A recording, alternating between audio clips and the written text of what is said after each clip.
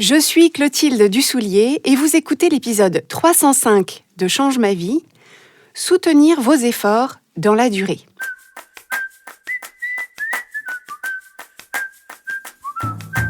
Bienvenue sur Change ma vie, outils pour l'esprit. Je suis Clotilde Dussoulier, je suis entrepreneur et master coach certifié et sur ce podcast, je vous livre chaque semaine des outils précis et concrets pour comprendre les mécanismes de votre cerveau et de vos émotions et construire exactement la vie à laquelle vous aspirez. Dans l'épisode d'aujourd'hui, on va regarder ensemble pourquoi tant de personnes, et peut-être vous en particulier, ont cette tendance regrettable à se lancer dans de nouveaux projets, dans des changements, mais à avoir des difficultés à maintenir leurs efforts dans la durée. Donc le phénomène, c'est je démarre quelque chose, j'initie un changement, mais au bout d'un moment, ça ne tient pas. Ma motivation chute et je finis par abandonner ou passer à autre chose. Dans cet épisode, je veux vous donner des clés pour comprendre d'abord ce qu'il se passe si vous avez l'impression de correspondre à ce profil, et surtout, on va voir ensemble comment faire pour ne plus être sujet à ça, et pour que quand les choses vous tiennent effectivement à cœur, quand vous entreprenez une démarche pour laquelle vous avez envie de soutenir vos efforts dans la durée, vous puissiez effectivement le faire et aller au bout de ce que vous avez entrepris. Parce que c'est ça l'objectif. Comme je le souligne souvent pour vous, je n'ai aucun jugement moral sur le fait de démarrer les choses ou de ne pas les démarrer, d'aller jusqu'au bout des choses ou de ne pas y aller. Je ne pense pas que les gens qui vont jusqu'au bout de leur projet soient intrinsèquement, en tant que personne, meilleurs ou plus admirables que les autres. La seule chose que je veux pour vous, vous qui m'écoutez à cet instant précis, c'est que vous soyez en mesure de consacrer vos ressources, donc votre temps, vos talents, votre énergie, votre argent, d'une façon qui est alignée avec ce que vous voulez vraiment pour vous et pour votre vie. Et force est de constater que la grande majorité des choses qui en valent la peine dans notre vie, quand on a envie de construire et de vivre une vie épanouie et accomplie, la grande majorité de ce qu'on valorise dans notre vie nécessite de maintenir nos efforts et notre engagement dans la durée.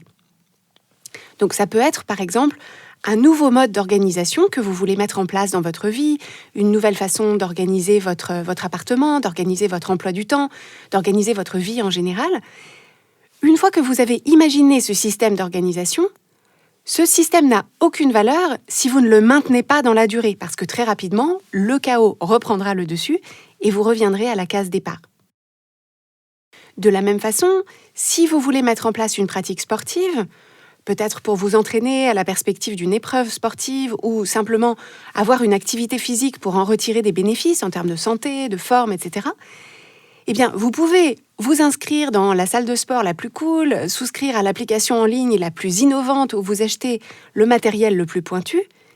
Si vous faites 1 ou 2 séances mais que vous arrêtez ensuite, évidemment, vous n'en retirerez aucun bénéfice et votre bel équipement finira par prendre la poussière dans un coin. Si vous avez envie d'améliorer votre alimentation, si vous voulez cuisiner davantage par mesure d'économie, d'écologie ou de nutrition, eh bien, vous pouvez acheter le bon livre et les bons ingrédients, vous pouvez cuisiner un bon repas une fois, mais ça ne suffira pas. Les bénéfices ne se matérialiseront que si vous maintenez vos efforts dans la durée. Autre exemple, si vous avez un projet créatif, comme l'écriture d'un livre, ce qui est mon cas actuellement d'ailleurs, donc sorti au printemps 2024, vous pouvez avoir l'idée, vous pouvez même avoir le synopsis, vous pouvez même avoir le contrat, et c'est formidable. Mais si vous ne prolongez pas votre démarche avec des séances régulières d'écriture, même quand c'est difficile, même quand vous ramez, même quand vous doutez, votre livre ne verra jamais le jour. Autre exemple pour finir, imaginons que vous avez envie de suivre une formation, peut-être en vue d'une reconversion, ou que vous voulez engager une démarche de coaching. Il ne suffit pas de vous inscrire pour que, de façon magique, comme si vous étiez dans une cabine à UV, vous ayez absorbé par capillarité ce que vous avez à apprendre ou conduit les changements que vous voulez apporter à votre vie. Il va falloir nécessairement prendre part activement à la formation ou à la démarche de coaching. Il va falloir maintenir votre engagement dans la durée pour mettre les choses en pratique et en recueillir les bénéfices. Donc posez-vous la question, à travers les exemples que je viens d'évoquer, est-ce que vous arrivez à vous identifier à certaines typologies de ces projets, de ces changements ? Et si c'est le cas, vous pourrez remarquer que dans toutes ces situations, j'ai à chaque fois souligné qu'il y a 2 enjeux successifs. Le premier enjeu, c'est de se mettre en mouvement. Et ça, je veux quand même le souligner parce que c'est déjà une première marche qui n'est pas si facile à gravir. C'est d'ailleurs au bas de cette marche, de la mise en mouvement, que beaucoup de gens restent bloqués. Il y a énormément de personnes qui ont des envies, mais ces envies restent vagues, elles restent floues, c'est quelque chose dont on parle le vendredi soir à ses amis, ou alors on regarde sur les réseaux sociaux, on voit des gens qui font des trucs et on se dit « Ah oui, moi aussi, j'aimerais bien faire ça ». Donc l'envie est là, mais ces personnes n'arrivent pas à se mettre effectivement en action et donc restent bloquées avant cette première étape. Alors si c'est quelque chose qui vous concerne, il y a des épisodes de Change ma vie qui vont vous aider à dépasser ce blocage. C'est l'épisode 131 qui s'appelle « La capacité à agir » et je vous recommande aussi l'épisode 183 qui s'appelle « Infiniment que rien » et qui parle du fait que cette mise en mouvement, celle qui vous fait passer de l'immobilité au mouvement, c'est un changement absolument majeur et que vous avez besoin d'une forme spécifique d'énergie pour le mettre en place. Le problème, c'est que on met souvent le focus là-dessus, sur cette mise en action, d'une façon qui me semble au final disproportionnée par rapport à l'ensemble de ce qu'il faut faire pour mener un projet à bien et en recueillir effectivement les bénéfices. Et si on met trop l'accent sur cette mise en action, sur le fait de tourner la clé de contact dans le véhicule, donc vraiment la mise en marche du moteur, on passe à côté du deuxième enjeu qui est, OK, une fois que je suis en mouvement, comment est-ce que je fais pour rester en mouvement ? Comment est-ce que je fais pour soutenir mes efforts et ma motivation dans la durée ? Et la clé, c'est de comprendre que ce ne sont pas les mêmes mécanismes de motivation entre la mise en mouvement et le fait de rester en mouvement. Donc, si on regarde ce qui se passe sur ce premier enjeu, donc simplement la mise en action, effectivement, c'est difficile de passer de l'immobilité à l'action parce qu'il faut surmonter la force de notre propre inertie. Mais, en contrepartie, cette phase-là représente un changement qui est très visible et on peut ressentir une satisfaction qui est très nette. Donc, typiquement, je peux m'être dit « Ok, je vais me mettre à la course à pied ». Donc, peut-être que je vais mettre du temps avant de m'y mettre, mais le premier samedi matin où effectivement je me serais levée, j'aurais mis mes baskets et je serais allée au parc pour courir, je rentre chez moi et je ressens la très grande satisfaction, le boost de fierté d'avoir eu ce premier résultat, qui est un résultat qui, par rapport à ce que j'avais avant, est très visible. Je vois très nettement la différence entre le avant et le après.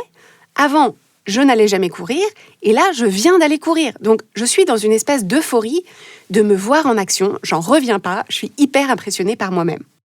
Il y a aussi dans cette mise en action un effet de nouveauté.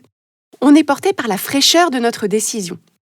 Le moment où je me suis dit « Allez, c'est bon, j'y vais », ça a souvent eu lieu suite à un déclic. Donc, peut-être que j'ai eu une expérience pénible. Par exemple, mon médecin m'a alerté sur les dangers de la sédentarité et je me suis dit « Ok, terminé de jouer, maintenant, il va vraiment falloir s'y mettre ».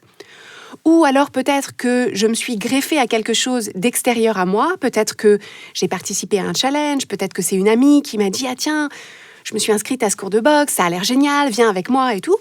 Et donc, j'ai surfé sur sa motivation et je me sens portée par l'élan de ce déclencheur extérieur.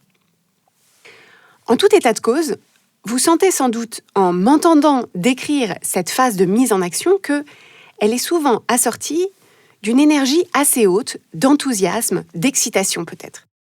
Et ça, c'est vraiment le propre du circuit de la dopamine. Donc la dopamine, c'est un neurotransmetteur, et c'est le neurotransmetteur qui est en jeu dans cette mise en action.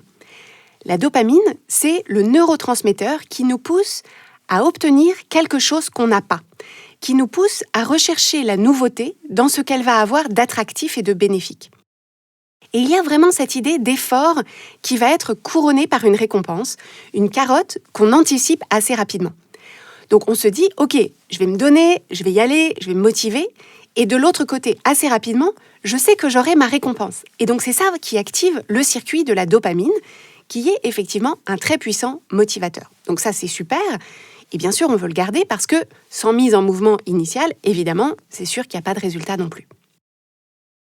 Néanmoins, ce qu'il se passe une fois qu'on a dépassé ce premier enjeu, c'est-à-dire cette mise en action, c'est que souvent, on a idéalisé le processus. On est allé courir une fois, on en a ressenti beaucoup de gratification, on est très fier de soi, et il y a une partie de nous qui pense que la suite du processus sera aussi gratifiante que cette première fois, et qu'on va continuer à ressentir les effets agréables de la dopamine à chaque fois qu'on fera ça. Mais dans la réalité, ce n'est pas ça qui se passe. Par définition, la dopamine se déclenche quand on cherche à obtenir quelque chose qu'on n'avait pas. Et donc, une fois qu'on a obtenu ce premier résultat, une fois qu'on s'est mis en mouvement, la dopamine, elle dit « ça ne me concerne plus parce que ce truc-là, on l'a déjà fait. Il n'y a plus d'effet de nouveauté, donc ciao, bye, moi, je vous laisse. » Et on peut, à ce moment-là, ressentir une forme de désenchantement parce qu'on s'était dit « mais ça va être génial, à chaque fois que j'irai courir, je vais me sentir hyper fière, à chaque fois que je préparerai mon repas du soir selon ce que j'ai planifié, je vais être hyper contente, à chaque fois que je terminerai un nouveau chapitre, je serai hyper fière. » Et en réalité, c'est pas ça qui se passe. Et peut-être aussi qu'après la première mise en action où ça a bien marché, on va rencontrer quoi ? On va rencontrer des obstacles. Donc, on va rencontrer par exemple des doutes, des croyances limitantes.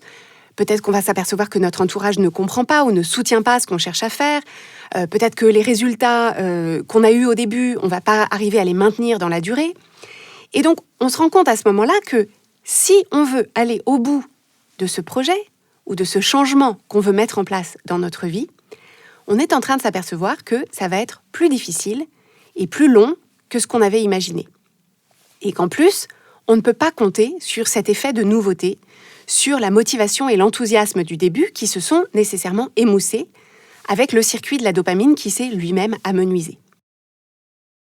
Et c'est à ce moment-là qu'on est face à un aiguillage. D'un côté de cet aiguillage, à ma gauche, il y a l'abandon. L'abandon, c'est quand on se dit, en fait, je vais laisser tomber parce que, comme je ne ressens plus la motivation des débuts, ça doit vouloir dire que je me suis trompée.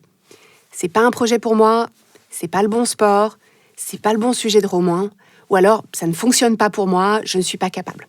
Donc on remarque ce désenchantement qu'on ressent et on en tire des conclusions sur le bien fondé de notre projet et sur nos perspectives. Comme on se dit, ça va pas marcher, évidemment, on abandonne. Alors, je veux préciser que ça peut être parfois un abandon plus subtil, où c'est pas exactement qu'on abandonne, c'est plutôt qu'on passe à autre chose.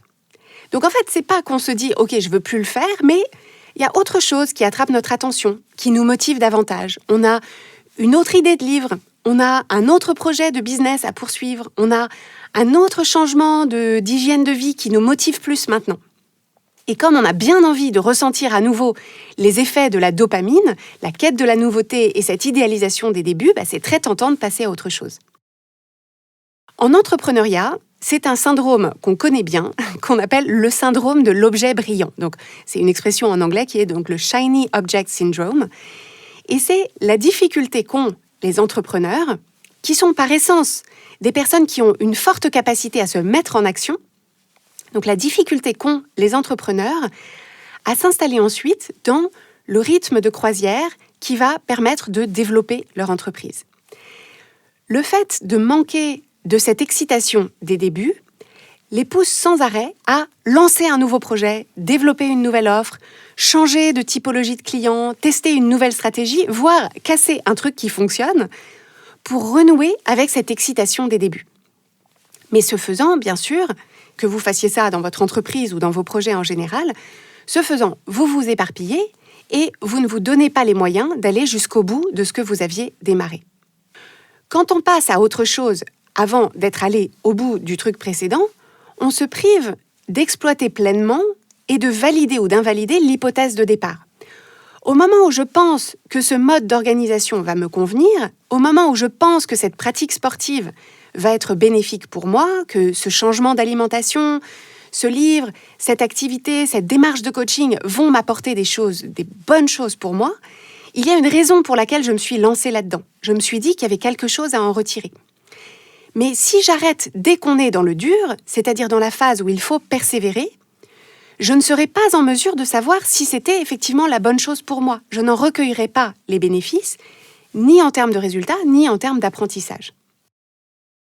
Donc ça, c'était la première option de notre aiguillage. Donc à ma gauche, il y a l'option « j'abandonne » ou « je passe à autre chose pour retrouver un shoot de dopamine ». Mais de l'autre côté de l'aiguillage, si on veut se donner les moyens d'aller au bout de notre démarche, il y a l'option de la persévérance, dans laquelle on peut s'engager si on arrive à prendre conscience à ce moment-là qu'en réalité, c'est dans la poursuite de nos efforts que tout se joue. C'est-à-dire que le premier enjeu, la mise en action, c'est important.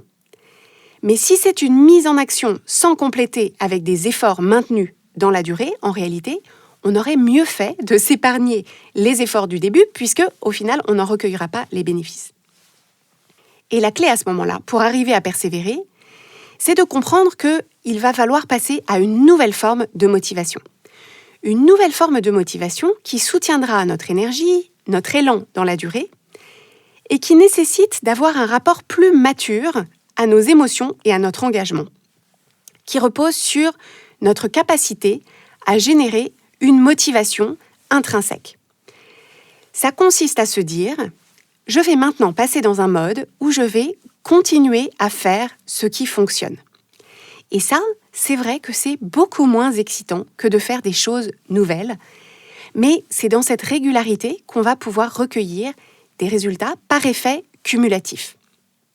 Par exemple, dans le développement d'une activité entrepreneuriale, ça consiste à se dire « Ok, au début, quand je me suis lancée, c'était hyper excitant, j'en parlais à tous mes amis, tout le monde était hyper impressionné, ma mère me voyait déjà en couverture du magazine Challenge.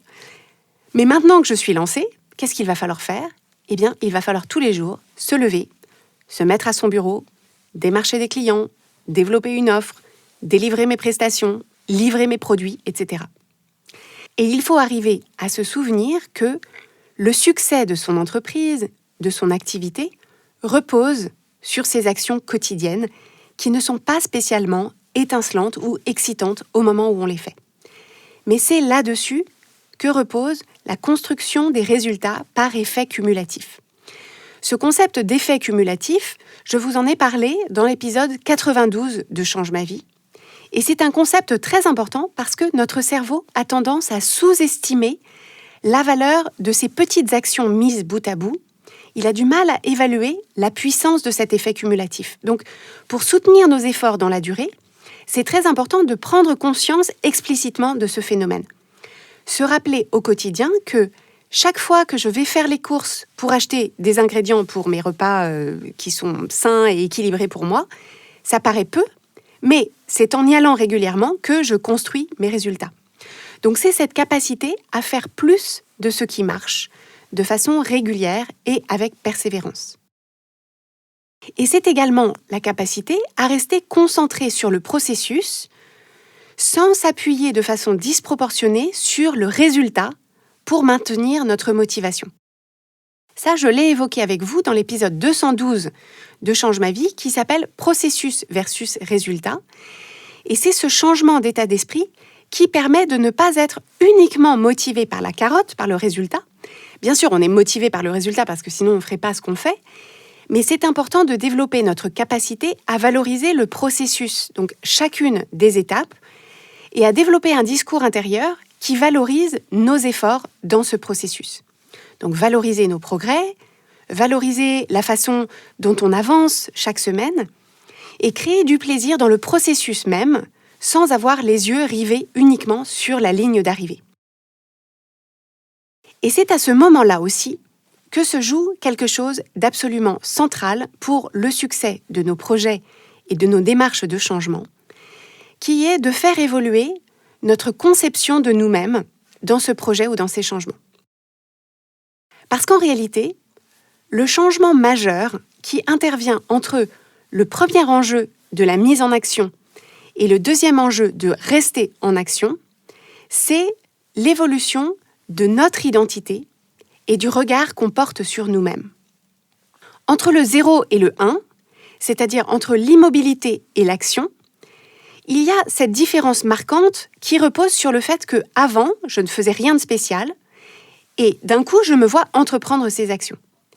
Mais ce qui est marquant, ce qui est gratifiant dans cet instant, c'est que je suis moi-même impressionnée par le fait que je fais quelque chose que je ne faisais pas avant, parce que j'ai encore dans ma tête l'identité de quelqu'un qui ne fait pas, c'est-à-dire par exemple quelqu'un qui ne fait pas de sport, et d'un coup je me vois faire du sport. Et donc pour mon cerveau, il y a vraiment cette idée, je me dis waouh, d'un coup, je fais quelque chose dont je ne pensais pas être capable. Mais pour maintenir ensuite mes efforts dans la durée, il faut que ma conception de moi-même rattrape mes actions et je dois la mettre à jour comme on mettrait à jour la version d'un logiciel. Donc il s'agit de développer et d'entretenir au quotidien cette nouvelle identité de quelqu'un qui fait du sport, de quelqu'un qui écrit, de quelqu'un qui mange bien, de quelqu'un qui dirige une entreprise, de quelqu'un qui s'engage pleinement dans sa formation ou dans sa démarche de coaching.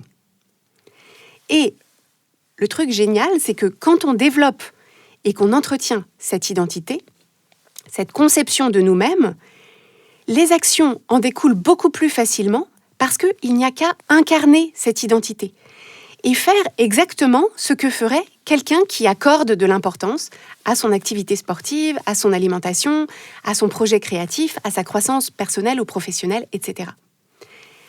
Et cette nouvelle identité qu'on forge nous permet de faire reposer nos actions sur notre confiance en nous, en nos capacités, notre investissement dans cette nouvelle identité, qui va ensuite créer de nouveaux automatismes dans notre cerveau et qui feront que les actions qu'on veut entreprendre nous demanderont beaucoup moins d'efforts. Et c'est là qu'on peut voir, en termes de neurotransmetteurs, qu'on passe à ce moment-là dans le domaine de la sérotonine.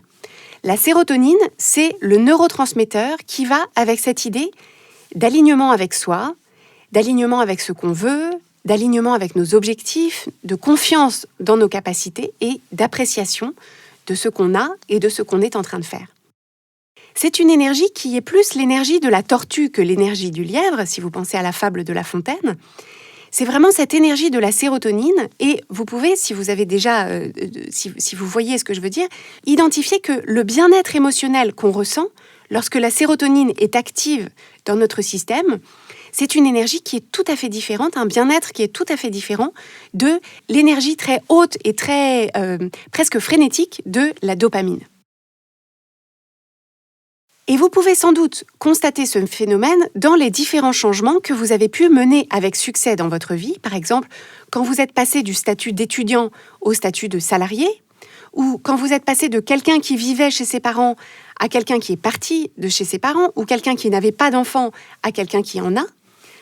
À chaque fois, dans ces changements majeurs de votre vie, au début, les nouvelles actions que vous deviez entreprendre vous demandaient des efforts, mais une fois en place, une fois que vous avez épousé l'identité de quelqu'un qui travaille, l'identité de quelqu'un qui vit dans son propre appartement de façon autonome ou de quelqu'un qui élève des enfants, en fait, vous ne questionnez plus toutes ces actions et ça ne vous viendrait pas à l'esprit de ne pas les entreprendre.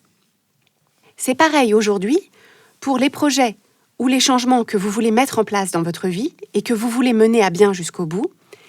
Il va falloir apprendre à cultiver cette nouvelle forme d'énergie et de motivation qui vous permet de faire plus de ce qui fonctionne, de rester concentré et investi dans le processus plutôt que les yeux rivés sur le résultat, et de cultiver l'identité que vous voulez épouser pour devenir la personne que vous avez besoin d'incarner pour continuer sur votre lancée avec persévérance jusqu'à atteindre vos objectifs. J'espère vous avoir apporté des clés de compréhension utiles sur les raisons pour lesquelles, par le passé, vous avez peut-être eu des difficultés à aller jusqu'au bout de vos démarches dans vos projets. Et si vous avez un projet qui vous tient à cœur en ce moment, s'il y a des changements auxquels vous aspirez, pour vivre une vie qui est plus alignée, plus équilibrée, une vie qui vous correspond mieux, dans laquelle vous vous sentez vraiment bien, dans laquelle vous vous sentez en mouvement vers les choses auxquelles vous aspirez, nous sommes là pour vous aider. C'est notre mission à travers le coaching de vous aider à clarifier ce que vous voulez, à identifier ce qui vous bloque, donc à quel stade vous en êtes, et de quelle énergie vous avez besoin pour vous mettre en action avec la bonne énergie et soutenir ensuite vos efforts et votre plaisir dans la durée pour que votre démarche soit couronnée de succès. C'est l'essence de l'approche Change ma vie qui repose sur les 3 piliers de notre méthodologie, vision, clarté, élan. Donc on vous accompagne dans la phase de vision qui consiste à définir ce que vous voulez pour vous. De quoi avez-vous envie pour votre vie? Où est-ce que vous voulez aller et surtout pourquoi? Ensuite vient la clarté qui répond à la question « Comment est-ce que je me mets en action ?» C'est-à-dire quelles sont les premières étapes qui vont me permettre de me mettre en mouvement. Ensuite vient l'élan qu'on vous apprend à nourrir au quotidien pour développer votre capacité à soutenir vos efforts dans la durée en nourrissant votre confiance et votre plaisir et en vous aidant à devenir la personne que vous avez besoin de devenir pour atteindre tous vos objectifs. Donc si vous voulez rejoindre le programme de coaching Change ma vie et bénéficier de notre accompagnement au quotidien pour accomplir les projets qui vous tiennent le plus à cœur, je vous donne rendez-vous sur changemavie.com/coaching, la page sur laquelle vous allez avoir toutes les informations sur le programme, son fonctionnement et comment nous rejoindre.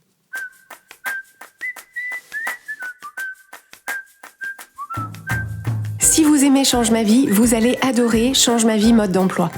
Change ma vie mode d'emploi, c'est le programme de coaching qui va vous donner des ailes pour atteindre tous vos objectifs de vie. Grâce à notre méthodologie unique, nous allons vous guider pas à pas pour développer la vision riche et vivante de ce que vous voulez. Nous allons vous aider à trouver la clarté sur la façon la plus simple et la plus directe de l'obtenir et nous allons vous apprendre à soutenir votre élan tout du long en surmontant les obstacles avec confiance pour vous sentir avancer tous les jours vers la vie à laquelle vous aspirez. Si vous écoutez Change ma vie, c'est que vous savez que vous avez une vie extraordinaire à vivre. Une vie qui a du sens et un impact, et c'est notre mission et notre passion de vous y aider. Je vous donne donc rendez-vous dès aujourd'hui sur changemavie.com/coaching pour avoir toutes les informations.